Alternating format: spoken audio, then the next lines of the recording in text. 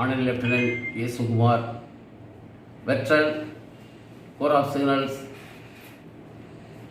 Ex-Servicemen Welfare Association, Aruppukottai மற்றும் Tamil Nadu X services league சார்பாக அன்பார்ந்த வணக்கம். முன்னாள் படைவீரர்களின் குழந்தைகள், மனைவி MPPS BDS படிப்பிற்கான இராணுவ அமைச்சக இடஒதுக்கீடு, அதற்கான தகுதிகள், என்னென்ன ஆவணங்கள் தேவை, அதை விண்ணப்பங்கள் எப்படி சமர்ப்பிக்க வேண்டும் என்பதற்காகத்தான் இந்த வீடியோ போடுறோம். ஆனால் இது பற்றி விரிவான விவரமான எல்லா விஷயங்களும் KSP வெப்சைட்டில் இருக்குது. இருந்தாலும் நமது மக்கள் அந்த KSP வெப்சைட்டில் போய் பார்த்து விவரம் அறிவது ரொம்ப அரிதாகத்தான் தெரிகிறது. இப்போது 2 தினங்களுக்கு முன்பாக KSP வெப்சைட்டில் MPPS BDS படிப்பிற்கான ஒரு அறிவிப்பு வெளியிட்டிருந்தாங்க. அந்த சேம் அறிவிப்பை நாங்கள் எங்களது சங்க வாட்ஸ்அப் குரூப்பில் பதிவு போட்டிருந்தோம். அதை போட்ட மறுநாளே 2 ஸ்டூடெண்ட்ஸ் அவங்க பேரண்ட்ஸோட சங்க அலுவலகத்துக்கு வந்தாங்க. வந்து அதை பற்றி விவரம் கேட்டாங்க. சார் எப்படி சார் இதை நாங்கள் அப்ளை பண்ணணும், அதை பற்றி சொல்லுங்கள் அப்படின்ட்டு. அதனால தான் எங்களுக்கு இப்போது நாங்கள் இந்த முயற்சி எடுத்துருக்குறோம். இதை பற்றி ஒரு விரிவான விழிப்புணர்வு ஏற்படுத்த ஒரு வீடியோ தயார் பண்ணி யூடியூப்பில் விட்டாச்சுன்னா தமிழ்நாடு மட்டுமல்ல எல்லா முன்னாள் படை வீரர்களுக்கும் தகுதியுள்ளவர்கள் அந்த பயனை அடைவதற்காக நான் இப்போது ஒரு ப்ரெசன்டேஷன் இப்போது நாங்கள் இதை தயாரித்து போடுறோம். Presentation on reserved defense seats in medical and dental colleges for sons, daughters, widows, wives of armed forces personnel through Kendriya Sainik board. இது பற்றி நான் சொன்னது மாதிரி இதுக்குண்டான டிஃபென்ஸ் ஸ்கூல் கோட்டா அது என்னன்னு கேட்டாச்சுன்னா, இந்த quota ministry of health and family வெல்ஃபேர்ஸ்லேருந்து டிஃபென்ஸ் மினிஸ்ட்ரிக்கு அலாட் பண்ணுறாங்க. அதனால் subject to seats allotment by ministry of health and family welfare government of India. அவங்க எவ்வளவு சீட் அலாட் பண்ணுறாங்களோ அதுபடி தான் நம்ம ப்ரியாரிட்டி லிஸ்ட் பிரகாரம் இவங்க அதை செலக்ட் பண்ணுவாங்க. Seats filled as per priority and marks obtained in NEET. இந்த நீட் டெஸ்ட்டில் தேர்ச்சி பெற்றவங்க, குவாலிஃபை ஆனவங்க, அவங்களுக்கு தான் இதில் ப்ரியாரிட்டின்னு ஒன்று வச்சுருக்கிறாங்க. Priority 1 to 9. அது பிரகாரம் அவங்க என்ன மார்க் எடுத்தாங்களோ அது பிரகாரம் அவங்க அந்த சீட்ஸ் அலாட்மெண்ட் கிடைக்கும். அதே நேரத்தில் eligibility and documents B fulfilled. அதுக்கு என்னென்ன தகுதிகளோ தேவையான ஆவணங்கள் சரியாக இருக்கணும். ப்ரீவியஸ் இயரில் MPPSக்கு 37 சீட்டும் BDSக்கு 3 சீட்டும் கொடுத்துருந்தாங்க. இதை KSP வெப்சைட்டில் இதனுடைய நீங்கள் அந்த மெரிட் லிஸ்ட்டில் பார்த்துக்கலாம். Eligibility criteria scheme is open to Indian nationals only. Only wards, widows, wives of defense personnel from Army, Navy, Air Force from priority 1 to priority 11. அதாவது முன்னாள் படைவீரர்களுடைய குழந்தைகள், கைம்பெண்கள், மனைவிகள் முன்னாள் ப்ரியாரிட்டி 1லேருந்து ப்ரியாரிட்டி 9 வரைக்கும் அது பிரகாரம் அவங்க தகுதி பெறுவாங்கன்னு சொல்லியிருக்கிறாங்க. Candidate should be qualified in national eligibility cum entrance test. நீட்டில் குவாலிஃபைடு ஆகிருக்கணும். CBSE கண்டக்ட் பண்ண நீட் டெஸ்ட்டில் அவங்க குவாலிஃபை ஆகிருக்கணும். Admission for only 1 member of the family once in life time.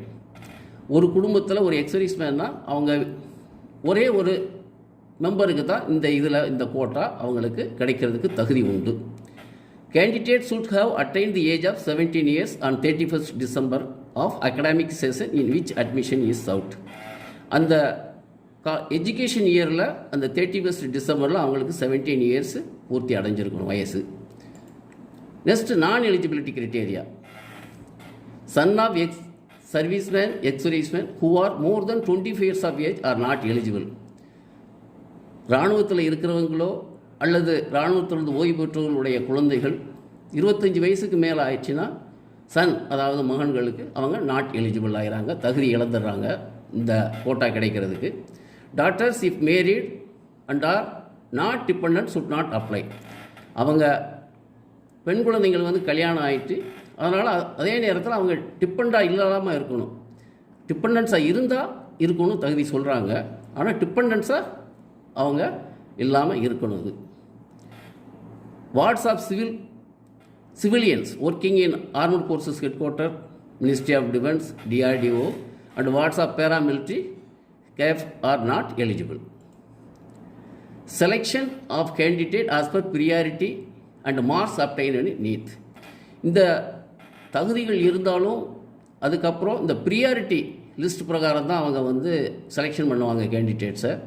Priority ஒன்று என்ன சொல்லுதுன்னு கேட்டால், விடோஸ் அப்படி wards of defence personnel killed in action. அதாவது சண்டையில் போரில் இராணுவ வீரர்கள் உயிர் தியாகம் செஞ்சுருந்தால் அவங்களுடைய மனைவிக்கோ குழந்தைகளுக்கோ இது வந்து அவங்களுக்கு ப்ரியாரிட்டி ஒன்றுன்னு சொல்கிறாங்க. இது ஈஸியாக என்னென்னு கேட்டாச்சுன்னா, இவங்களுடைய குடும்பம் மனைவியாக இருந்தாலும் சரி, அவங்க குடும்பத்தில் இருந்தாங்களோ அவங்க லிபரைஸ்டு ஃபேமிலி பென்ஷன் வாங்குவாங்க. இவங்களுக்கு பேட்டில் கேஷுவாலிட்டி சர்டிஃபிகேட்டும் இஷ்யூ பண்ணியிருப்பாங்க. Priority two wards of disability in action and boarded up from service. இவங்க இராணுவ வீரர்கள் போரில் வந்து இன்ஜூரி ஆகிருப்பாங்க, வார் இன்ஜூரி சொல்லுவாங்க. அது இம்மீடியட்டாக போர்ட் அவுட் பண்ணிடுவாங்க. ஃபர்தர் சர்வீஸ் அவங்க பண்ண முடியாத நிலைமையில் இருக்கிறதுனால அவங்கள வீட்டுக்கு அனுப்பிடுவாங்க வித் வார் இன்ஜூரி பென்ஷனில். இவங்களுக்கும் அந்த பேட்டில் கேஷுவாலிட்டி சர்டிஃபிகேட் இருக்கும். Priority 3 widows and wards of defence personnel who died while in service with death attributable to military service. Widows and அந்த அவங்களுடைய கைம்பெண்கள் குழந்தைகள், அதாவது டிஃபென்ஸ் பர்சனல் சர்வீஸில் இருக்கிறப்ப அவங்க இறந்தாச்சுன்னா, சர்வீசஸினுடைய காரணத்தினாலேயோ இராணுவ பணியின் காரணமாக அவங்க இறந்துருந்தால் அவங்களுக்கு 3வது ப்ரியாரிட்டி 3 கொடுக்குறாங்க. Priority 4 wards of disability in service and boarded out with disability attributable to military service. அதே மாதிரி தான் அவங்க ward of disabled in service, அந்த சர்வீஸில் இருக்கும்போது டிசபிள் ஆகிருந்து போர்ட் அவுட் பண்ணியாச்சுன்னு மிலிட்ரி சர்வீஸ் காரணமாக அவங்களுக்கு ப்ரியாரிட்டி 4 கொடுத்துருக்குறாங்க. Priority 5 wards of ex-serviceman and serving personnel who are in receipt of gallantry awards as per following orders. இது வந்து வார்ட்ஸ் ஆஃப் எக்ஸ்-சர்வீஸ்மேன், எந்தெந்த எக்ஸ்-சர்வீஸ்மேன் சர்வீஸ் பர்சனலாக இருந்தாலும் சரி, எக்ஸ்-சர்வீஸ்மேன் இருந்தாலும் சரி, அவங்க இராணுவ பணி காலத்தில் அவங்களுக்கு அவார்டு கிடைச்சிருக்கும். இந்த கீழே சொல்லியிருக்கிற மாதிரி இந்த அவார்ட்ஸ் கிடைச்ச குழந்தைங்களுக்கும் அந்த ப்ரியாரிட்டி 5 பிரகாரம் அவங்களுக்கு இந்த இடஒதுக்கீடுகளை எலிஜிபிள் ஆகிறாங்க. அதாவது Paramvir Chakra, Ashok Chakra, Mahavir Chakra, Kirti Chakra, Vir Chakra, Shaurya Chakra, Sena, Nausena, Vayusena medal and mention in despatches. Next priority 6 wards of ex-serviceman, அதாவது எக்ஸ்-சர்வீஸ்மேனுடைய சீரார்கள் குழந்தைகள். Priority 7 wives of defence personnel disability in action and board out from service. இராணுவத்தில் இருக்கும்போது ஆக்ஷன், அதாவது போரில் டிசபிள்டு தான் இருக்கிறாங்க. டிசபிள்டாக அவங்களுக்கு ஊனமுட்டுருக்குறாங்க. ஊனமுட்டுனால அவங்க ஃபர்தராக சர்வீஸ் பண்ணதுனால வீட்டுக்கு அனுப்பிடுறாங்க. வார் இன்ஜுரி பென்ஷனால் அவங்களது மனைவிக்கு இந்த சான்சஸ் உண்டு. அதே மாதிரி தான் செகண்ட் இதுலேயும் defence personnel disability in action and board out with disability attributable to military service. Third one ex-serviceman and servings personnel who are receipt of gallantry awards. இதே முதல்ல சொன்னது வந்து ப்ரியாரிட்டியில் ஒரு சொல்லியிருந்தோம். இதில் வந்து ப்ரியாரிட்டி 7ல் எக்ஸ்-சர்வீஸ் ஒய்ஃபுகளுக்கு இராணுவ பணியில் இருக்கிற ex-serviceman and service personnel gallantry award கிடைச்சிருந்தா அவங்க மனைவிகளுக்கு இந்த ப்ரியாரிட்டி 7 கிடைக்கிது. Priority 8 wards of serving personnel. Wards of serving personnel போனால் இதில் வந்து சர்வீஸில் இருக்கிற இராணுவ வீரர்களின் குழந்தைகளுக்கு. Priority 9 wives of service personnel, இராணுவ பணியில் இருக்கிற ஒய்ஃபுகளுக்கு இந்த ப்ரியாரிட்டி 9 கிடைக்குது. இதுதான் ப்ரியாரிட்டி 1 to 9 உடைய விளக்கம். நெக்ஸ்ட்டு வந்து இந்த ஃபார்ம் சப்மிட் பண்ணுறப்ப என்னென்ன டாக்குமெண்ட்ஸ் தேவை, documents to be uploaded with the application form. Self attested photo copy of the mark sheets of matriculation examination. செகண்டில் வந்து 10+2 அண்ட் ஈக்குவலண்ட் எக்ஸாமினேஷன். தேர்டு வந்து attested copy of result and merit of நீட்டினுடைய entrance டெஸ்டினுடைய ஒரு certificate, அந்த result. The eligible certificate will be duly signed by ZSP.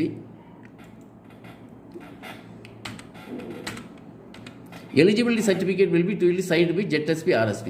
இந்த eligible certificates எங்கே கிடைக்கும்னு கேட்டாச்சுன்னா, நீங்கள் இதே வெப்சைட்டுக்குள்ளே இருக்குது. நான் கடைசியில் காமிக்கிறேன் அந்த எலிஜிபிள் சர்டிஃபிகேட் என்னன்ட்டு. அந்த எலிஜிபிள் சர்டிஃபிகேட்டை ஃபுல் பண்ணி சம்மந்தப்பட்ட மாவட்ட முன்னாள் படைவீரர் நல அலுவலகத்தில் கையெழுத்து வாங்கி இதை சமர்ப்பிக்கணும்.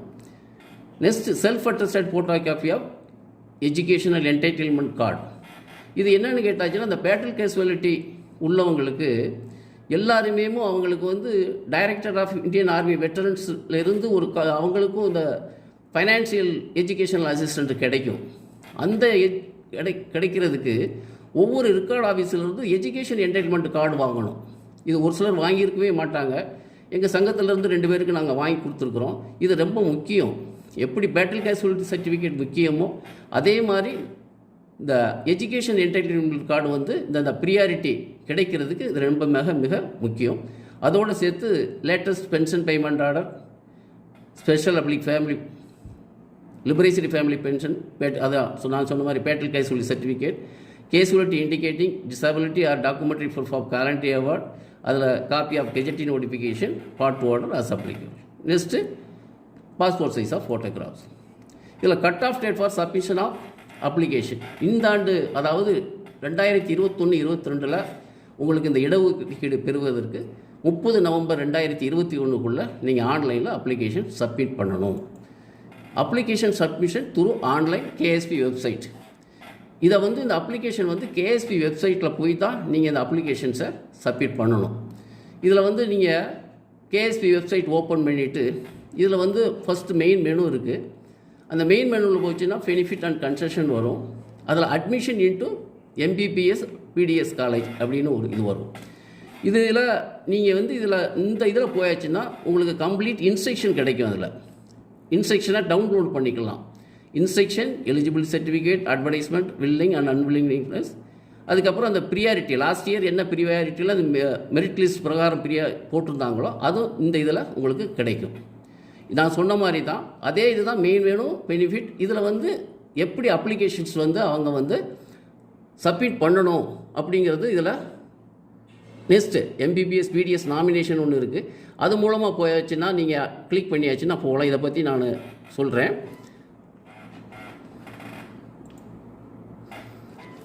இந்த மெனு இருக்குது. இந்த மெனு போயிட்டு நீங்கள் இங்கே போய் கிளிக் பண்ணியாச்சுன்னா இங்கே பெனிஃபிட் அண்ட் கன்செஷன் வரும். இதை கிளிக் பண்ணியாச்சுன்னா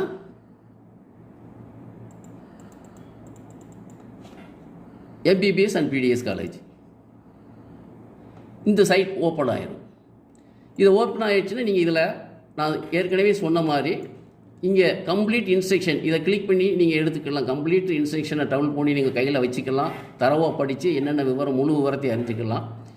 நெக்ஸ்ட் எலிஜிபிலிட்டி சர்டிஃபிகேட். இந்த எலிஜிபிள் சர்டிஃபிகேட்டை டவுன்லோட் பண்ணி தான் கம்ப்ளீட் பண்ணி நீங்கள் சம்மந்தப்பட்ட மாவட்ட முன்னாள் படைவீரர் நல அலுவலகத்தில் கையெழுத்து வாங்கணும். இதில் அட்வர்டைஸ்மெண்ட் ஏற்கனவே அட்வர்டைஸ்மெண்ட் போட்டுக்கிறாங்க. இந்த அட்வர்டைஸ்மெண்ட்டை நீங்கள் பார்த்துக்கலாம். Willingness unwillingness certificate and MOD letter regarding அந்த ப்ரியாரிட்டி எப்படி அந்த ப்ரியாரிட்டி வந்து கொடுக்குறாங்கிறதுக்கு MOD லெட்டர் இருக்குது. லாஸ்ட் இயர் மெரிட் லிஸ்ட்டு 2020-21 நான் ஏற்கனவே சொன்னது மாதிரி அந்த 40 பேருக்கு எப்படி அவங்க மெரிட் லிஸ்ட் உண்டாக்கி இருக்கிறாங்க இதை பார்த்துக்கலாம். இதுதான் இதில். நெக்ஸ்ட் வந்து நீங்கள் எப்படி ஆன்லைனில் அப்ளிகேஷன் சப்மிட் பண்ணணும் இதை கிளிக் பண்ணணும். MBBS அண்ட் PDS நாமினேஷன் இதை கிளிக் பண்ணியாச்சுன்னா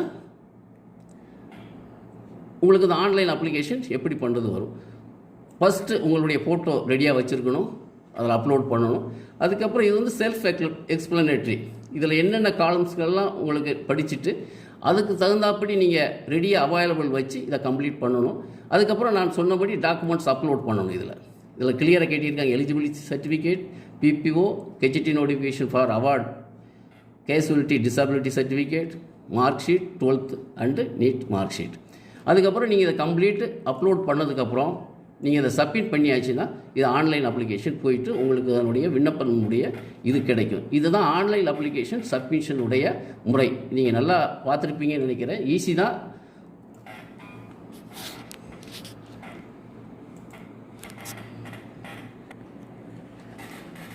இப்போது விண்ணப்பிங்க முறை எப்படிங்கிறது KSP வெப்சைட்டில் ஓப்பன் பண்ணி உங்களுக்கு காமிச்சேன். நீங்கள் அது உங்களுக்கு புரிஞ்சிருக்கும்னு நினைக்கிறேன்.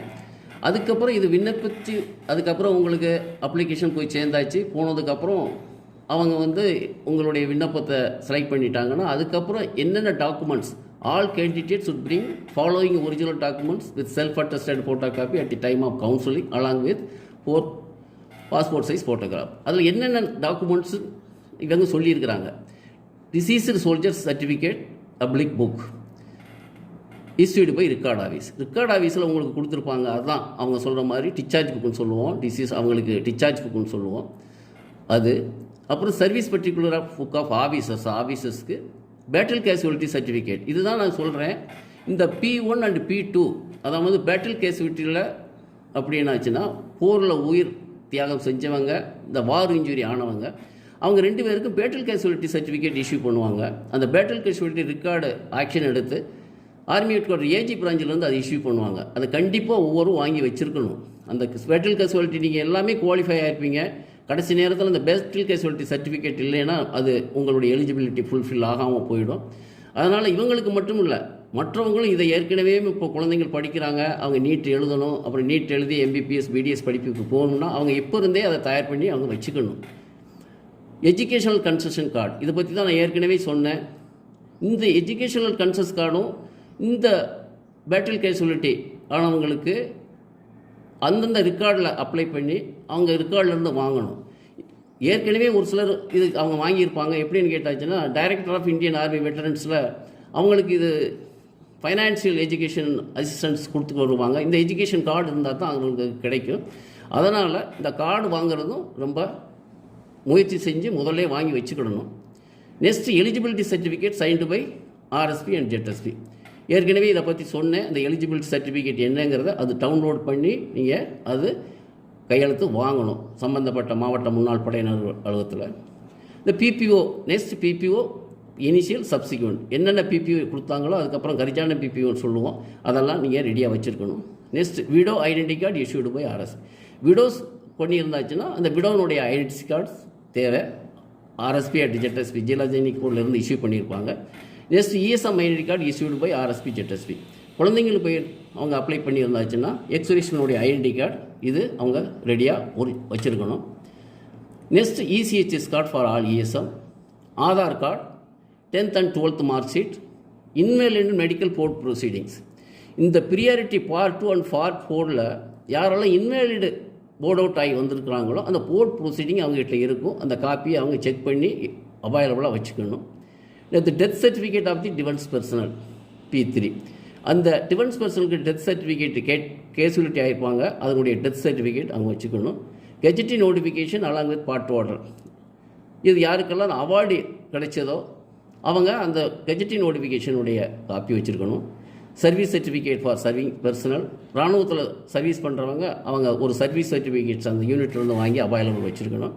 CDC copy of sheet roll showing family for serving personnel, sheet ரோலில் அவங்க ஃபேமிலி டீட்டெயில்ஸில் எடுத்து அந்த ரெக்கார்ட்லேருந்து அந்த ரெடியாக அவைலபிள் வச்சுக்கணும்.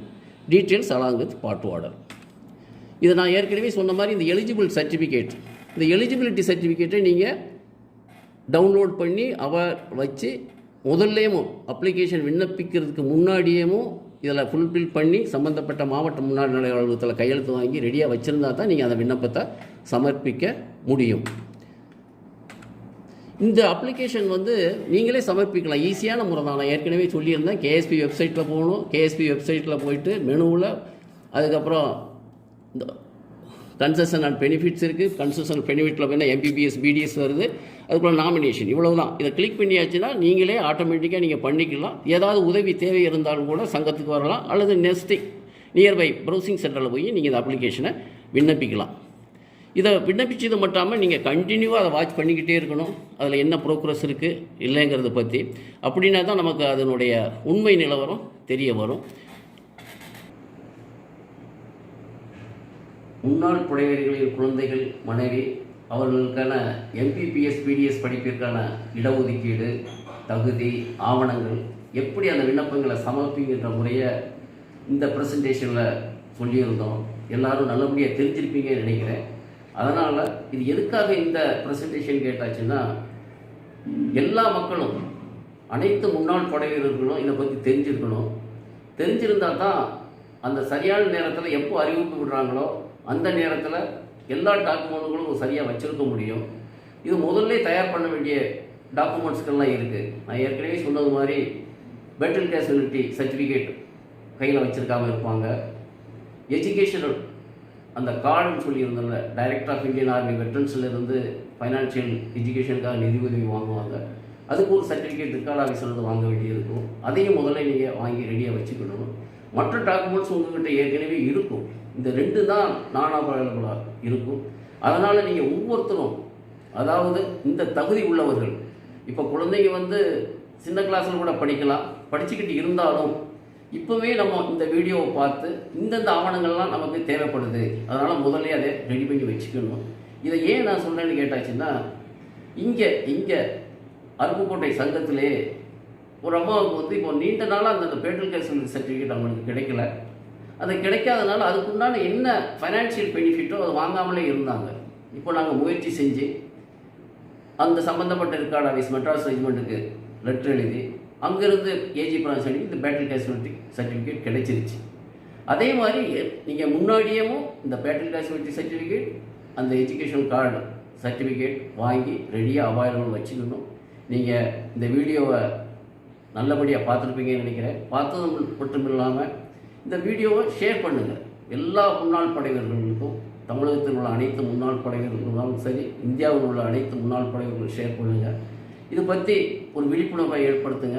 விழிப்புணர்வை ஏற்படுத்தி நமக்கு கிடைக்கிற சலுகைகளை நம்ம கிடைக்க பெறணும். கவர்மெண்ட்டு கொடுக்குது நமக்கு சலுகைகள். தகுதி உள்ளவர்கள் இதை இந்த பயனை அடைய வேண்டும் என்பதற்காகத்தான் இந்த வீடியோ. இறுதியில் அருப்புக்கோட்டை முன்னாள் படைவீரர் நலச்சங்கம் மற்றும் தமிழ்நாடு எக்ஸர்சைஸ் லீக் சார்பாக நன்றியை தெரிவித்துக் கொண்டு வணக்கம்.